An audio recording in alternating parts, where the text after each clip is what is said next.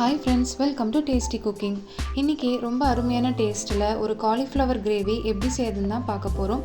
எத்தனையோ டைப்பில் cauliflower gravy பண்ணியிருப்பீங்க. ஹோட்டல் ஸ்டைலில் குறைவான இன்க்ரீடியன்ஸில் இது போல் ஒரு டைம் ட்ரை பண்ணி பாருங்கள். வாங்க இந்த ரெசிபி இப்போது எப்படி செய்யுதுன்னு பார்க்கலாம். அதுக்கு முதல்ல தண்ணியை சூடு பண்ண வச்சுருங்க. இதில் உப்பு, மஞ்சத்தூள் சேர்த்துக்கலாம். ஒரு காலிஃப்ளவரை கட் பண்ணி வச்சுருக்கோம். சுடு தண்ணியில் சேர்த்து 10 நிமிஷம் இருக்கட்டும். இப்போது 10 நிமிஷம் ஆயிடுச்சு. ஸ்ட்ரெயின் பண்ணிடுங்க. தனியாக எடுத்து வச்சிடலாம். இப்போ நம்ம கிரேவி செய்ய ஆரம்பிச்சிடலாம். அதுக்கு கடாயில் 1 டீஸ்பூன் எண்ணெய் சேர்த்துக்கோங்க. காஷ்மீரி மிளகாய் தூள், மஞ்சத்தூள் சேர்த்துக்கலாம். கொஞ்சமாக தண்ணி சேர்த்து கலந்து விட்டுக்கோங்க. 3 டேபிள் ஸ்பூன் அளவு தண்ணி சேர்த்துக்கலாம்.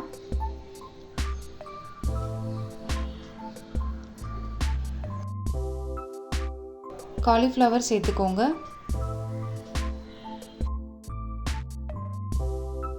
நல்லா கலந்து விட்டுறலாம்.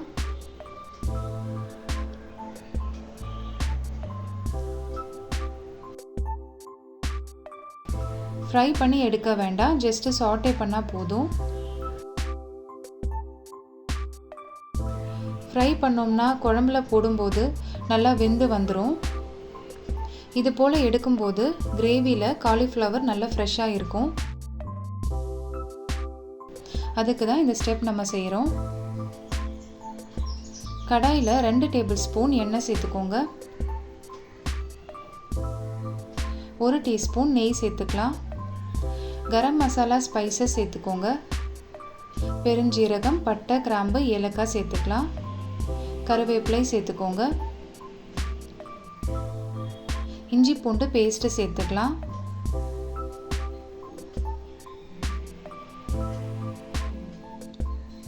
கலந்து விட்டுக்கோங்க. 2 வெங்காயத்தை கட் பண்ணி சேர்த்துக்கலாம். இது போல் சாப் பண்ணி சேர்த்துக்கோங்க. வெங்காயம் நல்லா வெந்து வதங்கி வரணும். அப்போ தான் கிரேவிக்கு நல்ல ஒரு கலரும் டெக்ஸ்டரும் கிடைக்கும். சாப்பிடவும் ரொம்ப டேஸ்ட்டாக இருக்கும். மீடியம் ஃப்ளேமில் வச்சுட்டு நல்லா வதக்கி விட்டுக்கோங்க.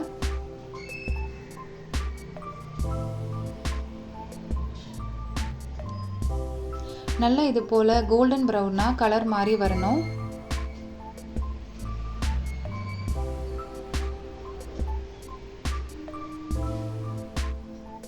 வெங்காயம் நல்லா வதங்கி வந்ததுக்கப்புறமா 2 தக்காளியை மிக்ஸி ஜாரில் சேர்த்து பேஸ்ட்டாக அரைச்சி வச்சுருக்கோம். அதுவும் சேர்த்துக்கோங்க.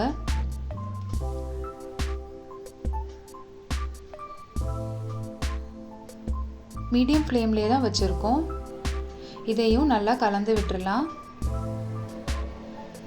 வெங்காயம், தக்காளி எல்லாம் நல்லா வதங்கி வந்ததுக்கப்புறமா மசாலா சேர்க்க ஆரம்பிச்சிடலாம். 1 டீஸ்பூன் கொத்தமல்லி தூள் சேர்த்துக்கோங்க. 1 டீஸ்பூன் கரம் மசாலா சேர்த்துக்கலாம். 1 டீஸ்பூன் காஷ்மீரி மிளகாய் தூள் சேர்த்துக்கோங்க. தேவையான அளவு உப்பு சேர்த்துக்கலாம். நான் கலருக்காக காஷ்மீரி மிளகாய் தூள் சேர்த்துருக்கேன். இதுக்கு பதிலாக நீங்கள் தனி மிளகாய் தூளும் சேர்த்துக்கலாம்.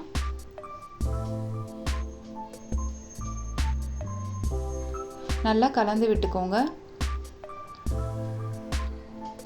கசூரி மேத்தி சேர்த்துக்கலாம். இந்த கிரேவி சப்பாத்திக்கு சைட் டிஷ்ஷாக செய்கிறோம். கசூரி மேத்தி சேர்க்கும்போது டேஸ்ட் ரொம்ப நல்லாயிருக்கும்.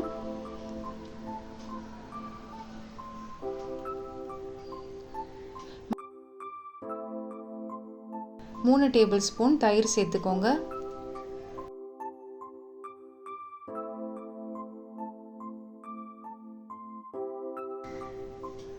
சேர்த்து கலந்து விட்டுக்கலாம்.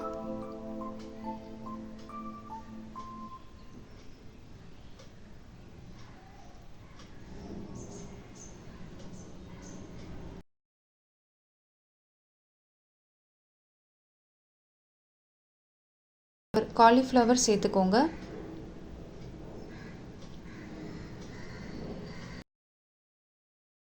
இந்த மசாலா கூட கலந்து விட்டுறலாம்.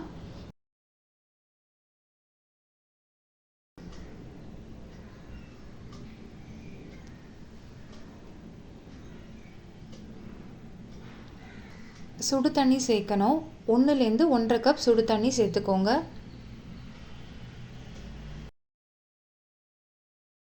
கிரேவிக்கு எவ்வளோ தண்ணி தேவைப்படுமோ அந்த அளவுக்கு சேர்த்துக்கலாம்.